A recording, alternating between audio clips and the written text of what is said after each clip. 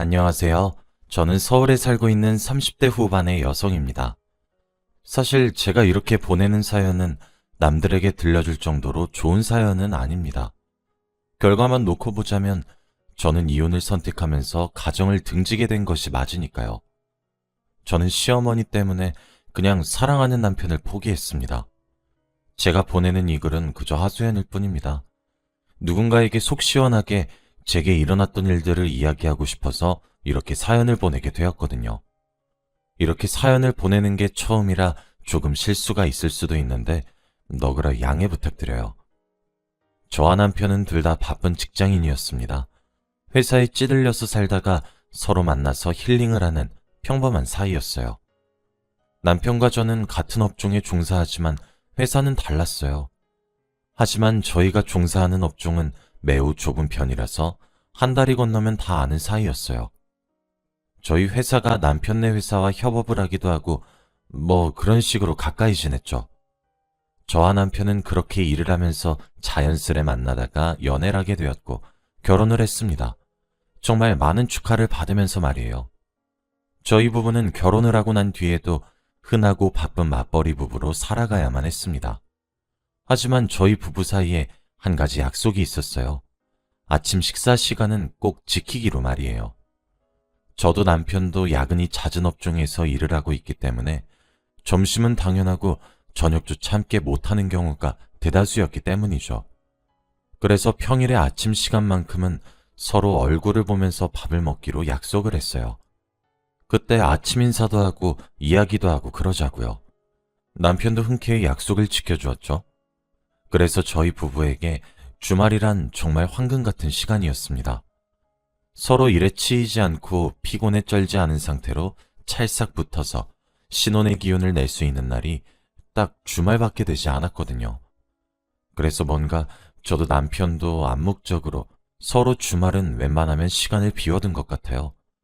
토요일은 근처로 나들이를 가거나 그런 식으로 말이에요. 함께 공연이나 영화를 보러 가거나 맛있는 것을 먹으러 가거나 그런 식으로 말이죠. 그런데 그렇게 잘 지내다가도 어느 순간부터 토요일에 남편이 아침 일찍 어딘가로 나가더라고요.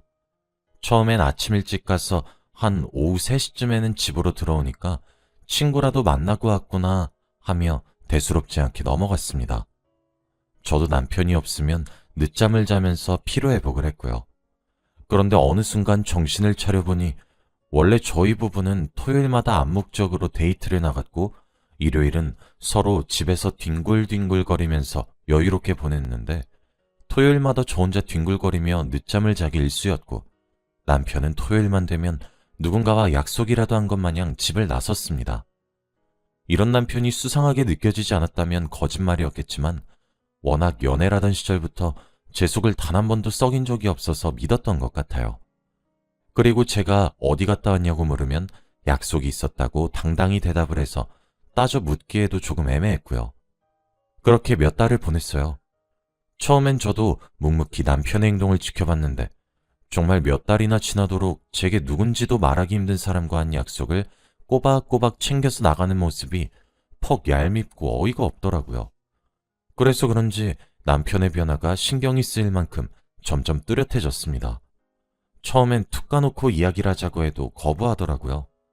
그래서 저는 남편 뒤를 쫓기로 결정했습니다. 그렇게 남편을 쫓아갔죠. 그런데 토요일마다 가는 곳이 제 눈에 익숙한 듯 생각이 듦과 동시에 아는 곳이었습니다. 바로 저희 시댁이 거주하고 있는 동네였죠. 맞아요. 남편은 매주 토요일마다 시댁에 혼자 오는 거였습니다. 처음엔 나를 잘못 잡은 줄 알았는데도 다음 주에도 그 다음 주에도 또 그 다음 주에도 남편의 토요일 행선지는 다름 아닌 시댁이었습니다. 사실 저희 어머니께서 아들에 대한 사랑과 애정이 남다르십니다. 며느리 입장에선 골치가 아플 정도로 말이에요. 저는 시댁에 초인종을 눌러 들어갔고 그곳에서 토끼눈이 된 채로 절 빤히 바라보는 남편과 눈을 맞출 수 있었습니다. 어떻게 왔냐는 질문밖에 하지 못하더라고요. 그날을 기점으로 남편은 토요일 날 아침 더는 나가지 않았습니다. 다만 한 가지 변한 사실은 시어머니께서 직접 저희 신혼집에 방문하신다는 점이었죠. 미리 연락도 하지 않으시고 말이에요. 오실 때도 뭐 반찬거리를 만들어 온다든지 과일을 사온다든지 그런 식으로 양손에 뭐든 하나 들고 시아버지와 함께 신혼집에 오셨습니다. 시아버지는 전형적인 경상도 남자셔서 무뚝뚝 하시거든요. 시어머니에게 끌려오는 기운이 휘몰아쳤죠. 처음엔 하나 있는 외아들이라 애틋하시구나 하면서 넘어갔습니다. 대수롭지 않게 생각했던 것 같아요. 그런데 점점 도를 지나치기 시작하시더군요. 점차 토요일마다 오시던 시어머니는 하룻밤을 자고 가시기 시작하시더니 결국 저희 신혼집의 가장 작은 방 한 칸을 차지하시기도 하셨습니다. 토요일에 시아버지랑 항상 같이 오셔놓고 시아버지만 집으로 돌려보내시고 본인은 머무르시는 거죠. 처음엔 하루, 그 다음엔 이틀, 그러면서 일주일 가까이 머무르신 적도 있었어요. 한창 불타는 신혼기간에 시어머니가 집 어딘가에서 한 자리 차지하고 있다는 것도 껄끄러운데 이것저것 간섭까지 하시기 시작하니 사람이 진짜 딱 미칠 것 같더라고요. 사실 시어머니들이 딸 같은 며느리를 원한다고 하지만 우리 며느리들은 잘 알고 있잖아요. 세상에 그런 관계는 존재하지 않는다는 사실을 말이에요. 주말은 더 이상 저희 부부만의 시간이 아니게 되었고 주말에도 출근하는 시간에 일어나서 아침을 차려드려야 했고 시어머니는 반찬을 한 입 먹으면서 맛평가도 한 줄씩 내뱉었죠. 처음엔 아들이 애틋해서 그렇게 했다 하며 참다가도 솔직히 짜증이 났어요. 남편도 제 눈치를 슬슬 보면서 시어머니께 슬슬 돌아가셔야 되는 것 아니냐고 찔러보더군요. 그런데 시어머니는 본인이 신혼집에 머물러서 민폐를 끼친다는 생각은 전혀 하지 않으시고 제가 남편에게 속살거렸다면서 고래고래 소리를 지르며 화를 내고 현관문을 쾅 닫고 신혼집을 떠났는데 진짜 억울해서 미칠 것 같더라고요. 제가 참다 못해 남편한테 물었습니다. 대체 언제까지 저러실 작정이래? 어머님이 당신 장가 보내고 난 이후에 적적하신 것 알고 있고 당신 얼굴 보고 싶어 하시는 것 같아서 내가 이제껏 아무 말도 안 했어. 그런데 정말 해도 너무하시잖아. 하면서요. 남편도 이 상황을 잘 알고 있다며 미안하다며 고개를 푹 숙이더라고요. 아마 그게 저희 부부의 첫 부부싸움이었던 것 같아요. 그리고 그뿐만이 아니셨습니다. 시어머니는 그렇게 기습적인 신혼집 방문을 시작으로 어디서 듣도 보도 못한 신종 괴롭힘을 알아서 저를 그렇게 괴롭히셨습니다. 앞서 말했듯이 저 바쁜 직장인이에요. 심지어 남편보다 제가 직급이 더 높고 돈도 더 잘 벌고요. 그래서 그만큼 아주 당연하게 남편보다 일하는 강도가 조금 더 높습니다. 솔직히 점심시간을 제외하고는 정말 바쁘게 하루를 살아가요. 조금 과장해서 화장실 갈 시간도 아까울 정도로 말이에요. 본인 아들과 제가 어떤 업종에 종사하고 있고 그만큼 얼마나 갈리는지 잘 알고 있으면서 제게 안부 전화 또한 강요했어요. 일주일에 2~3번은 꼭 통화하고 문자도 자주 보냈는데도 매번 연락의 마지막은 예, 연락 좀 자주 하거라. 난 뭐 너 죽은 줄 알았다? 하시며 비꼬시는 거였어요. 그뿐 아니라 저희 부부가 시댁에 직접 방문하기도 합니다. 그런데도 저렇게 비꼬시더라고요. 친구들에게 제 이야기를 털어놓으니 차라리 이왕 그렇게 된 거 저보고 더욱더 연락에 집착해서 차라리 시부모가 나가 떨어지게끔 해보라고 조언해 주더라고요. 그런데 그것도 소용이 없었어요. 무슨 밑빠진 독도 아니고 해주면 해줄수록 더 부족하다, 모자르다 하시면서 더 요구하시더라고요. 하면 잘할 수 있으면서 왜 안 했냐는 듯 사람을 몰아가시면서 말이에요. 시댁에서 하루가 멀다 하고 평일 주말 가리지 않고 찾아와서 친정은 잘 가지도 못했어요. 2달에 1번 정도 갔죠. 이번 주 주말에 친정에 가야 하니까 오지 마시라고 연락을 드렸더니 2주를 삐지시더군요.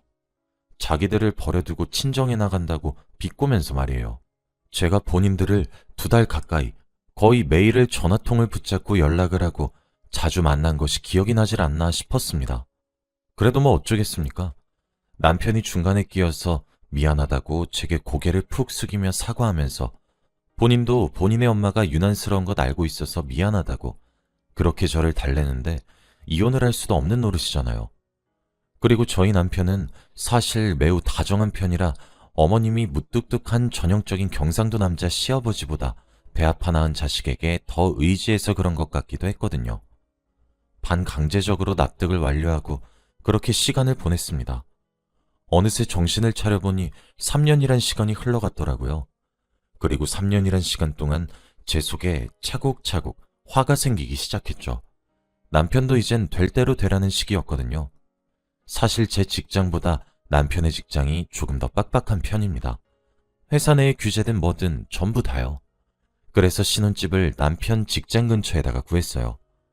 그렇게 구해도 직장으로만 따지면 제 직장도 저희 친정에서 다닐 때나 신혼집에서 다닐 때나 시간은 엇비슷하게 흘러갔거든요. 그런데 문제는 저희 신혼집이 시댁 근처란 사실이 문제였죠. 가까워서 그런지 미친 듯이 찾아오고 이제 나의 비밀번호도 알고 계신지 사람이 있든 없든 혼자 들어와서 잘 쉬다가 집에 가시기도 하더라고요. 시어머니가요. 마치 우리 집이 별장인 것 마냥 말이에요. 근데 사람은 또 적응의 동물이라고 그 생활에 익숙해지게 되더라고요. 그러던 어느 날 저와 남편에게 새로운 생명이 찾아왔습니다. 하늘을 봐야 별을 딴다고 시어머니 눈을 피해 남편과 시간을 보내는 것도 진짜 힘들었는데 그 기적의 확률을 뚫고 축복이 저희 부부를 찾아왔더라고요. 남편도 막상 제가 아이를 가지니까 조금 변하기 시작했고 말이에요. 그런데 시어머니는 더 심해졌음 심해졌지 절대 덜하지는 않으시더군요. 정말 저는 여전히 아직도 심지어 지금까지도 이해가 전혀 되질 않는 부분인데 시어머니는 제가 임신을 했다는 사실을 알게 되자마자 시집살이를 시키기 시작했습니다. 그 이전까지 아예 시키지 않았던 것은 아니었지만 그래도 본격적으로 육체노동까진 시키지 않으셨어요. 제가 일을 하고 있기도 하고 남편이 막아주기도 했거든요. 그런데 정말 인터넷에서 볼 법한 시집살이를 짬뽕해서 제게 시키기 시작하더라고요. 뭐 밥을 갖다 줘도 저는 차갑다 못해 굳어서 딱딱해진 밥을 주고 남편에게 갓 지은 따뜻한 밥을 주고 그런 식의 소소한 시집살이부터 시작해서 굵직굵직하게는 제게 제기 그릇을 모조리 닦아놓으라고 명령을 하신다던가 그런 식이었습니다. 그런데 상식적으로 본인의 아들의 핏줄을 제가 임신했는데 그렇게 임산부를 괴롭히는 것이 맞다고 생각하시나요? 전 아니라고 생각하는데 시어머니께선 그게 아니었나 보더군요. 저도 감정이 있는 사람인지라 모욕감을 느꼈습니다. 그래서 이러지 마시라고 크게 소리를 질러서 으름장을 놓고 시댁을 나가버린 적도 있어요. 근데 그랬더니 2, 3일 정도 내내 남편에게 전화를 걸어서 통곡을 아주 대성통곡을 하시더라고요. 실제로 울고 싶은 사람은 저인데 말이에요. 자식 새끼 키워봤자 전부 소용없다고 아들 자식 귀하게 키워놨더니 며느리란 여자 편만 든다면서 네가 엄마인 나에게 어떻게 이렇게까지 홀대할 수 있는 것이냐면서 어찌나 서럽게 우시던지 남편도 제게 조금만 돌려서 말해달라고 부탁을 하는데 어이가 없더라고요. 저는 그렇게 속에 화가 차곡차곡 쌓여갔습니다. 솔직히 태교를 위해서 그런 부정적인 감정을 쏟아내고 싶진 않았거든요. 하지만 오히려 속에 그렇게 꾹꾹 담아두는 것이 화근이 되었던 것인지 그간의 시간 동안 받았던 스트레스가 화근이 되었던 것인지 유산을 하게 되었습니다. 병원에서는 제가 심적으로 스트레스가 무척 많은 상태여서 그런 것 같다고 하시더라고요. 그때 제 머릿속에 스쳐 지나가는 스트레스 유발자는 시어머니 뿐이셨습니다. 솔직히 이혼을 해야 되겠다는 생각을 아이를 유산하고 난 뒤에 생각한 것 같아요. 그렇게 병원에 입원을 해서 누우면서 저는 나름 생각 정리를 시작했죠. 내가 남편과의 결혼 생활을 3년이 넘는 시간 동안 하면서 어떻게 살아왔는지, 그리고 시어머니와의 관계는 이제까지 어땠고 또 앞으로 어떻게 될지 이런 것들을 말이에요. 그런데 그때 어디서 문자 수신음이 들리더라고요. 소리를 따라 눈짓을 해보니 남편의 휴대폰이었습니다. 저는 아무런 생각도 하지 않고 문자 왔네? 무슨 문자지? 했고 남편의 휴대폰을 열어봤습니다. 그런데 그곳에 시어머니와 남편이 나눈 대화 내용이 고스란히 바로 뜨더라고요. 그리고 그 내용은 더 어이가 없었습니다. 엄마, 이제 그만 좀 하세요. 집사람 유산까지 했어요. 엄마, 나는 장모님이 연락을 하라고 쪼우지도 저한테 정말 잡다한 부탁조차 하지 않으세요. 엄마도 많이 했잖아요. 나 진짜 집사람 저렇게 누워있는 거 보면서 많은 생각 들었어요. 그러니까 그만 좀 해요. 너희 아빠도 나도 모든 걸 내려놨다 이미. 너희 둘이 지지든 볶든 알아서 잘 살았으면 좋겠구나. 2번 다시 간섭하지 않으마. 내가 언제 직설적으로 며느리한테 한 소리 했던 것 같니? 다 내 딸 같은 며느리였기 때문에 피가 되고 살이 되는 얘기를 해주었던 것 뿐이란다. 뭐 이런 내용들이었어요. 그런데 그중 가장 충격적이었던 대화가 있었죠. 나는 네 아내 별로 마음에 들지 않는데 제대로 식사도 하지 않고 먹는 족족 깨어내서 아이를 그렇게 굶기기만 하니까 애가 그렇게 가버리는 거다. 시부모를 모시는 것만 봐도 그래. 애가 전화를 자주 하기라니, 자주 찾아뵙기라니. 하늘 같은 시부모에게도 그렇게 하는데 자기 뱃속에 있는 아이한텐 퍽도 잘하겠다. 어디서 그렇게 모자란 애를 며느리라고 들여서는? 에휴, 라고 하면서 말이에요. 제가 기가 막혀서 그 문자를 보고 제 휴대폰을 꺼내서 비교를 해봤습니다. 그런데 3년째 되던 애에 들어서면서부터 시어머니와 한 달에 25일 이상 전화를 주고받았고 메신저나 문자는 매일같이 주고받았더군요. 대체 제가 뭘 잘못 모시고 있단 거고 제대로 안 보시고 되바라졌다는 듯 이야기를 하시는 건지 병실에 천장만 보고 누워있는 제가 그렇게 처량하고 불쌍할 수 없더라고요. 나름 회사에서 인정받으면서 살았고 저도 저희 부모님의 자랑이자 자부심이었는데 대체 내가 뭐가 못나서 이딴 취급을 받으면서 결혼 생활을 이어나가야 하는지도 모르겠고 그리고 중간에 끼인 남편은 왜 더욱더 제대로 된 대처를 하지 않는 건지 사람이 가장이 되었으면 중심을 딱 잡아야지 이리 치이고 저리 휘둘리는데 그 꼬라지를 보면서 내가 뭘 믿고 결혼했나 싶더라고요. 마침 병실 문이 열리며 남편이 들어왔고 저는 남편 얼굴을 향해 냅다 휴대폰을 던지면서 엉엉 울면서 소리쳤어요. 이혼해달라고 말이에요. 진짜 다 죽여버리고 싶다고 소리를 지르면서 말이에요. 남편은 제가 던진 휴대폰을 주어 화면을 확인하더니 사색이 되더군요. 그렇게 저는 남편에게 이혼을 요구했습니다. 이사를 하지도 않겠다, 이혼도 하지 않겠다. 그치만 너무 미안하다고 말을 하고 있는 남편을 보고 있으니 정말 한 톨의 정까지도 호도독 떨어지더라고요. 결국 저는 아이를 잃고 나서야 이혼에 대한 확신이 섰고 남편의 줏대없는 태도와 시어머니의 비정상적인 언행들을 근거로 삼아서 이혼소송을 하였습니다.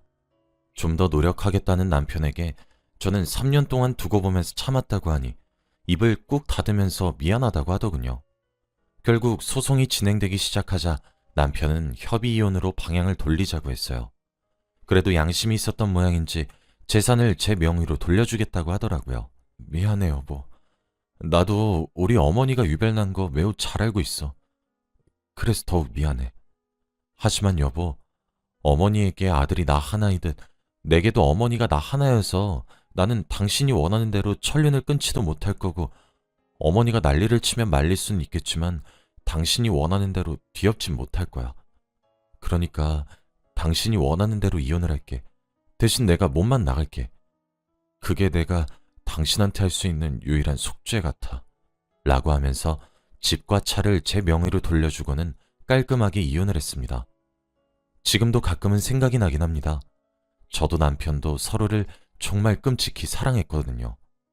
그래서 좋았던 그 시절이 떠오르기도 하고 그렇지만 다시 만날 생각은 추호도 없습니다. 그렇게 제 결혼 생활은 막을 내리게 되었죠. 사실 현명한 결정 같긴 하지만 그래도 미련이 많이 남긴 합니다. 시어머니는 나중에 모두 제 명의로 돌렸던 사실을 알고 또 집이 떠나가라 난리를 치셨다고 하더라고요. 이런 생각을 하면 안 된다는 사실을 잘 알지만 참 얼른 화병이라도 나셨으면 좋겠어요. 여기까지가 제 이야기였습니다.